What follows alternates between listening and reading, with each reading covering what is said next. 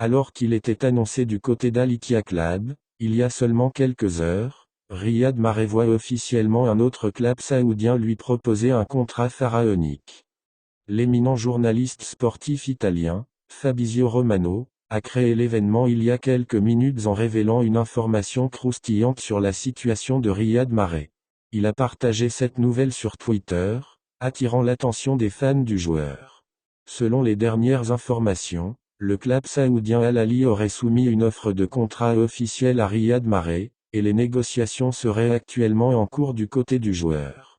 Cette nouvelle vient chambouler la donne, puisque le rival Al Ittihad semble avoir quitté la course, laissant Al Ahly comme principal prétendant pour s'attacher les services du talentueux joueur algérien. Toutefois, Manchester City ne compte pas laisser partir Mahrez sans contrepartie financière. Le club anglais demanderait un montant de transfert pour céder le joueur. Les discussions entre les différentes parties impliquées devraient se poursuivre dans les jours à venir, alors que les détails et les termes de l'offre sont examinés de près. Les prochaines étapes de cette saga restent à suivre avec intérêt, car elles pourraient sceller le sort de Riyad Mahrez et son avenir dans le monde du football. Le président de la Fédération de football algérienne, Djaïz Fizef, passe peut-être ces dernières heures à la tête de la FAF. Voici la folle rumeur qui agite la toile ce mercredi. Selon certaines sources, un grand ménage va être fait au sein de la Fédération algérienne de football. En effet, avec les nombreux échecs, liés notamment aux équipes jeunes des Fennecs, ainsi qu'à l'organisation générale du football algérien, beaucoup de hauts responsables sont sur le point de sauter de leur poste.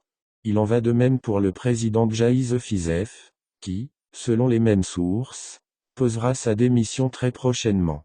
Le responsable Djaïz Fizef a été à la tête de la FAF en tant que successeur de Sharaf Eddine Amara, qui lui-même avait démissionné suite à la défaite de l'Algérie contre le Cameroun l'année dernière à Tchaké. L'actuel boss du football algérien est donc au pouvoir depuis près d'un an maintenant. Toutefois, ce qui s'est passé durant cette année n'a pas donné satisfaction au public des Verts, même si on peut tout de même compter certaines bonnes choses. Affaire à suivre de très près. Après le départ de Hicham Boudaoui du stage en raison d'une blessure, le sélectionneur Djamel Belmadi a reçu une nouvelle désagréable en apprenant qu'un autre joueur convoqué souffre d'une gêne musculaire. Il s'agit de Victor Lekal, l'ancien milieu de terrain du Havre, qui avait récemment fait son retour en sélection. Malheureusement, cette gêne musculaire réduit ses chances de représenter les Fennecs lors du prochain match.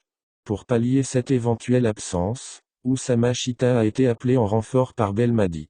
En raison de l'incertitude qui entoure la participation du milieu Victor Lekal qui sent une certaine gêne musculaire, le staff technique de l'équipe nationale a rappelé en renfort le sociétaire de l'USM Alger Oussama Chita qui rejoindra le groupe dès ce jeudi 15 juin 2023, a écrit la Fédération algérienne de football sur son site. Il est à noter que le rassemblement de l'équipe nationale algérienne, dirigé par Djamel Belmadi, sera marqué par deux matchs importants. Tout d'abord, les Verts affronteront l'Ouganda au Cameroun le 18 juin, dans le cadre de la 5e et avant-dernière journée des éliminatoires de la Coupe d'Afrique des Nations 2023 en Côte d'Ivoire. Seulement 48 heures plus tard, les Fennecs disputeront un match amical contre la Tunisie au stade d'Annaba.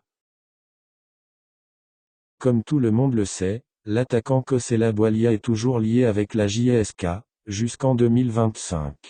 Auteur de prestations XXL en cette phase retour du championnat, le natif d'Ain El Hammam se trouve sur les radars de plusieurs clubs étrangers et aussi algériens.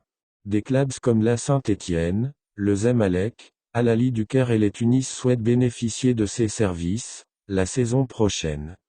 Malgré le souhait du joueur de décrocher un contrat à l'étranger, les dirigeants et les supporters ne veulent pas entendre parler de son départ. Selon une source de la direction, l'actuelle direction présidée par Achour Cheloul ne compte pas le transférer cet été et le joueur devrait rester pour le prochain exercice. Sous contrat jusqu'en 2025, Kosela Boualia n'a pas son destin entre les mains. Les dirigeants du club comptent le convoquer prochainement pour revoir son contrat et mettre des clauses en cas de son départ pour un club étranger. Le joueur qui est courtisé par plusieurs clubs est actuellement concentré uniquement sur la fin de saison et les 5 derniers matchs qui restent à jouer face à la JSS, l'USB, le RCA, Le NCM et le CRB avec un seul objectif. Aider la JSK à se maintenir en Ligue Immobilier. Le joueur refuse à chaque fois de s'exprimer sur son avenir, mais selon ses proches souhaite décrocher un contrat à l'étranger et tenter une expérience dans un championnat européen.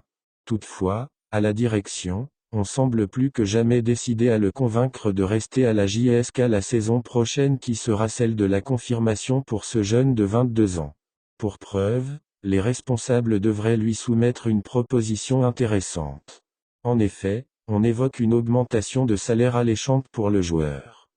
Les joueurs ont perçu une mensualité.